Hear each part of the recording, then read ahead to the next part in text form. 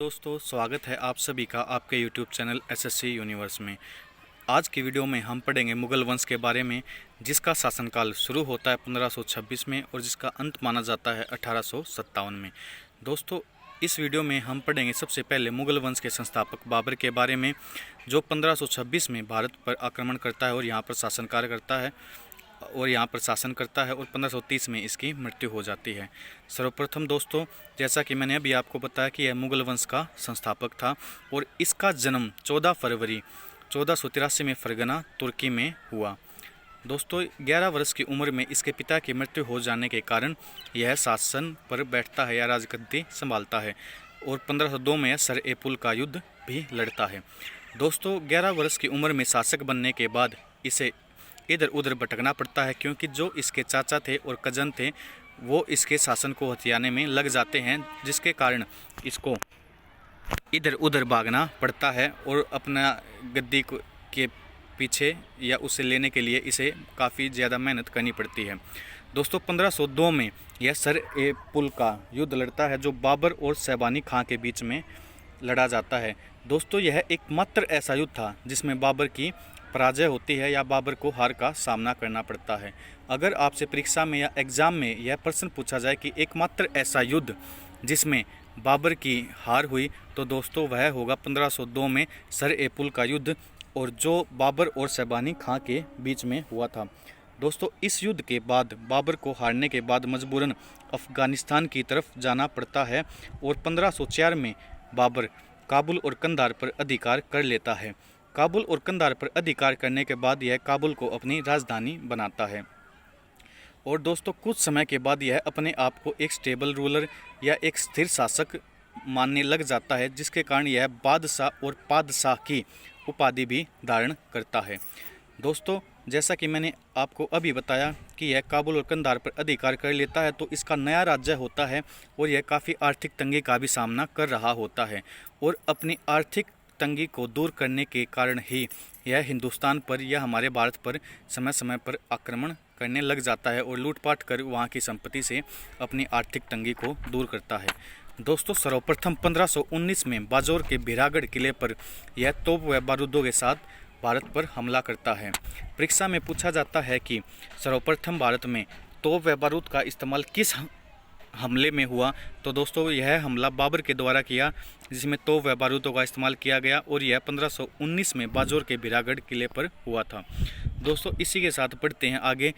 इसके बाद दोस्तों यह क्रमशः 3 हमले सिंध और कश्मीर पर करता है।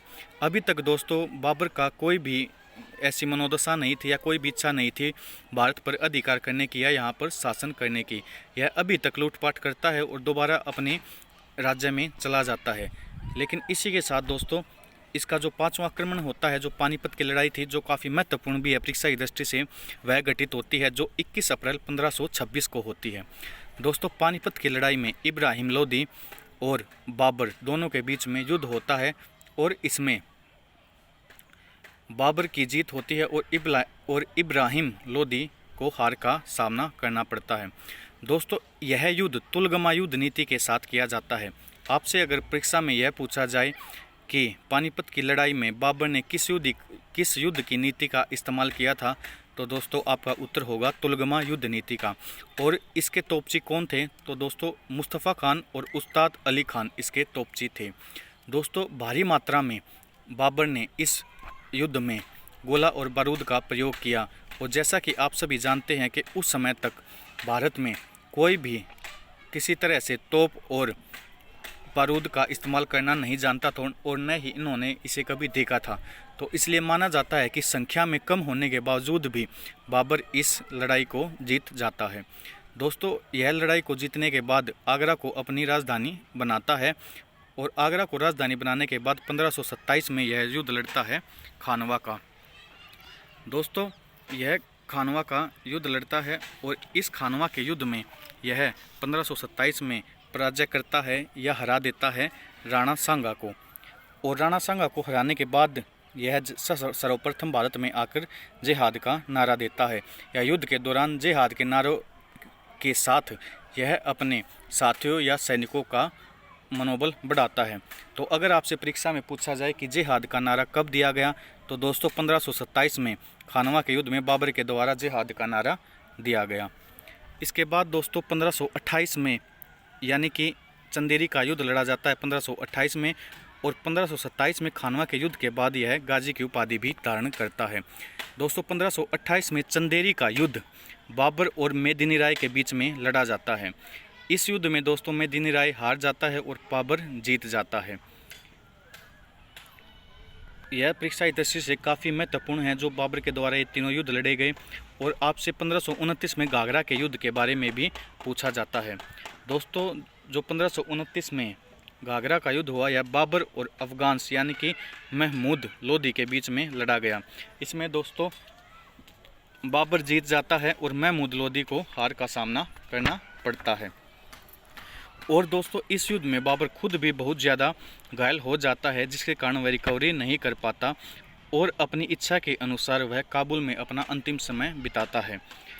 दोस्तों इसकी मृत्यु के बाद इसे आगरा के आरामबाग में दफनाया जाता है। और यह भी माना जाता है, अगर आपसे यह प्रश्न पूछा जाए कि वह मुस्लिम शासक या मुग़ल शासक कौन सा था जिसे 2 बार दफनाया गया, तो दोस्तों आपका उत्तर होगा वह था बाबर। दोस्तों इसे सर्वप्रथम आगरा के आरामबाग में दफनाया जाता है और फिर इसकी इच्छा के अनुसार इसकी कब्र काबुल में बनाई जाती है। चलिए दोस्तों आगे बढ़ते हैं, इसकी आत्मकथा के बारे में बात करते हैं। तो दोस्तों इसकी आत्मकथा तुजुक-ए-बाबरी स्वयं बाबर ने लिखी, जो तुर्किश में लिखी गई है, और इसी को पर्शियन में अब्दुल रहीम खाने खाना ने इसका अनुवाद किया, जो किया गया था अकबर के समय पर। चलिए दोस्तों अब बढ़ते हैं अगले तथ्य की तरफ या पॉइंट की तरफ। दोस्तों इसने अपनी जीवनी में कृष्णदेवराय को भारत का शक्तिशाली शासक बताया है। आपसे परीक्षा में एक काफ़ी महत्वपूर्ण प्रश्न कई बार पूछा जाता है कि बाबर ने भारत का शक्तिशाली शासक किसे बताया, तो दोस्तों वह होगा कृष्णदेवराय। और दोस्तों कृष्णदेवराय से न तो बाबर कभी मिला था और न ही इससे कभी इसकी कोई बातचीत या पत्र के माध्यम से हुई थी, लेकिन फिर भी इसने कृष्णदेवराय को एक हिंदुस्तान का सबसे शक्तिशाली शासक बताया। दोस्तों पानीपत की लड़ाई के बाद इसने पानीपत में ही काबुली बाग और काबुली मस्जिद का निर्माण भी करवाया। दोस्तों बाबर बागवानी और नगाड़ों का काफ़ी शौकीन था और 1530 में इसकी मृत्यु हो जाती है, जैसा कि मैंने अभी आपको बताया। दोस्तों ये जो चीज़ें मैंने अभी आपको बताई है परीक्षा की दृष्टि से काफ़ी इंपॉर्टेंट हैं या एग्ज़ाम्स में ये काफ़ी बार फ्रीक्वेंटली पूछी जाती हैं। आज के लिए दोस्तों इतना ही। अगर आपको हमारी वीडियो अच्छी लगी हो तो प्लीज़ इसे लाइक कीजिए, हमारे चैनल को सब्सक्राइब कीजिए, और अगर आपको कोई डाउट है तो दोस्तों हम उसे बताने की पूरी कोशिश करेंगे, उसे कमेंट में लिखना ना भूलना। Thank you.